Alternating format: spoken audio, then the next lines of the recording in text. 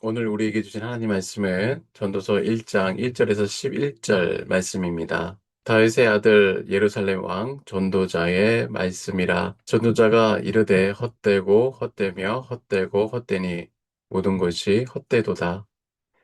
해 아래에서 수고하는 모든 수고가 사람에게 무엇이 유익한가?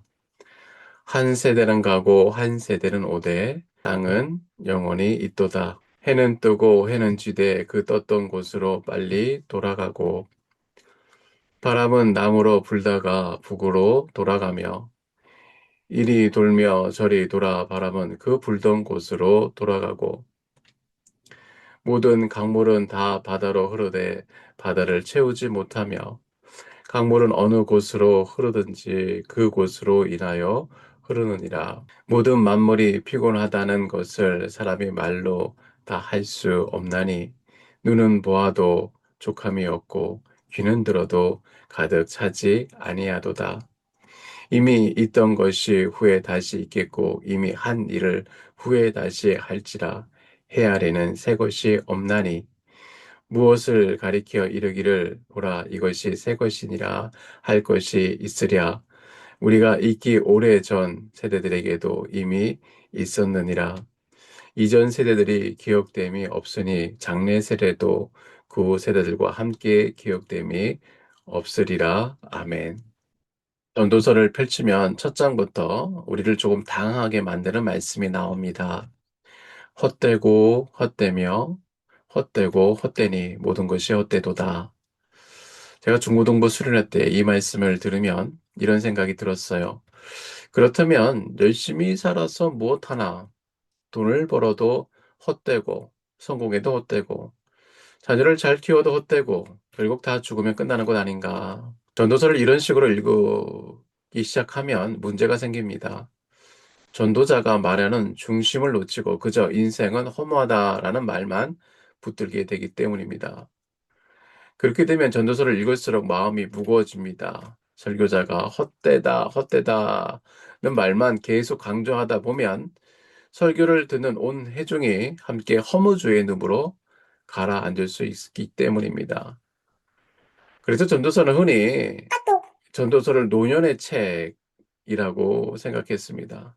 젊은 시절에는 세상의 부귀와 영화와 쾌락을 마음껏 누리며 살다가 이제 인생의 끝자락에 서서 지난 세월을 돌이키며 살아보니 다 별 것 없더라. 결국 다 헛되더라. 라고 한숨 짓는 노인의 회고록처럼 읽어온 것입니다. 그런데 놀라운 사실이 하나 있어요. 이 책의 결론에 해당하는 12장 1절에 보면 이렇게 말합니다. 너는 청년의 때에 너의 창조주를 기억하라.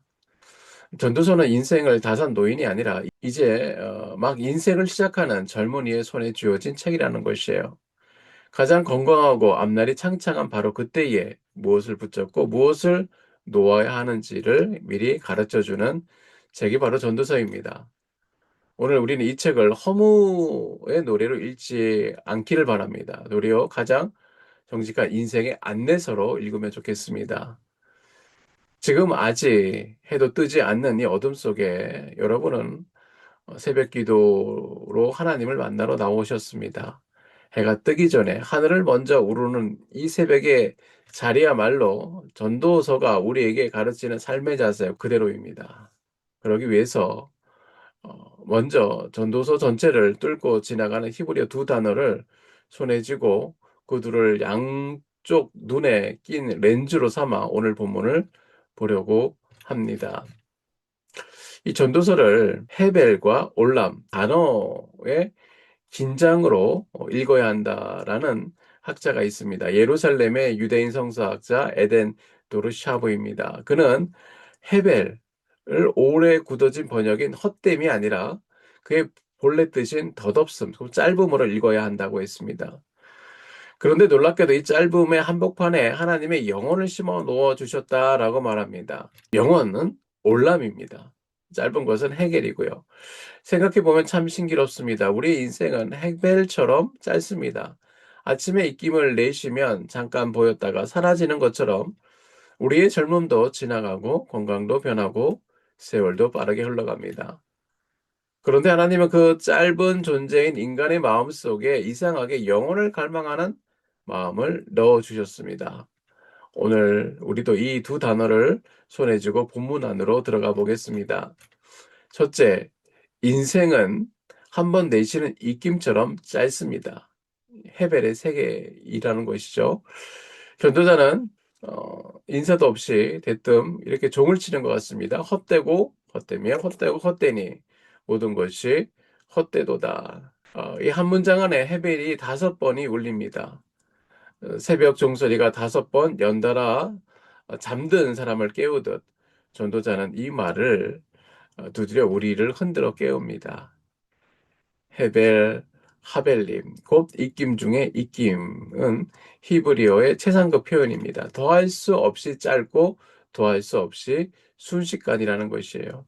그리고 나서 전도자는 눈을 들어 세상을 둘러봅니다. 그런데 그 시선이 참으로 독특합니다.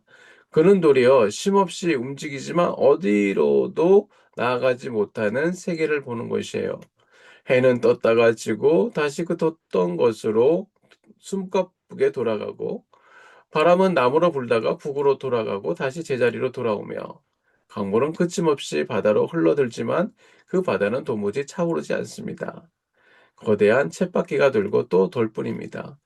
그리고 그 쳇바퀴 위에 우리가 서 있습니다. 눈은 보아도 족함이 없고 귀는 들어도 가득 차지 아니하도다. 8절의 말씀입니다.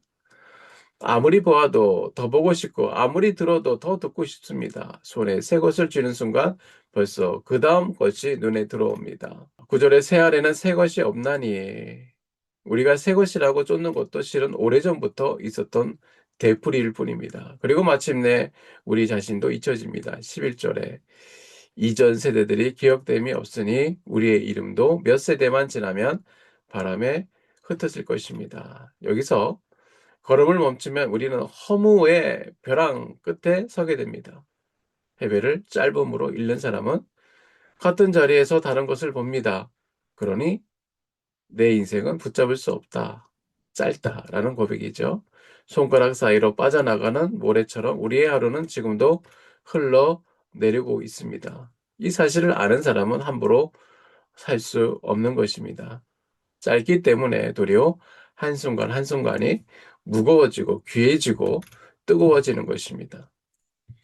둘째로 그 짧은 입김 너머에 영혼이 있습니다. 올람의 세계를 말합니다. 전도자는 우리를 해벨의 끝에 버려두지 않았어요. 4절에 다른 세계를 열어두었습니다. 한 세대는 가고 한 세대는 오되 땅은 영원히 있도다. 세대는 입김처럼 쓰러지지만 올람, 영원히 서 있습니다. 올람은 서 있어요. 쓰러지는 것들 너머에 쓰러지지 않는 무언가가 분명히 있다는 것이에요.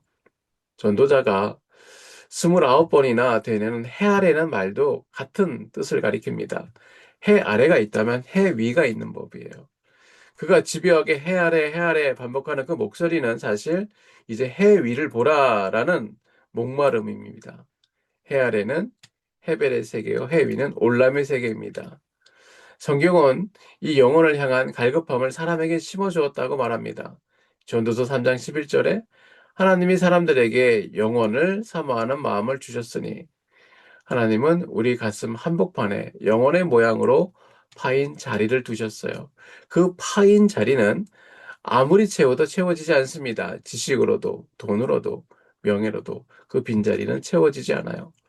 성공의 정상에 올라선 사람이 도리어 까닭모를 허무에 사로잡힌 이유가 여기 있습니다.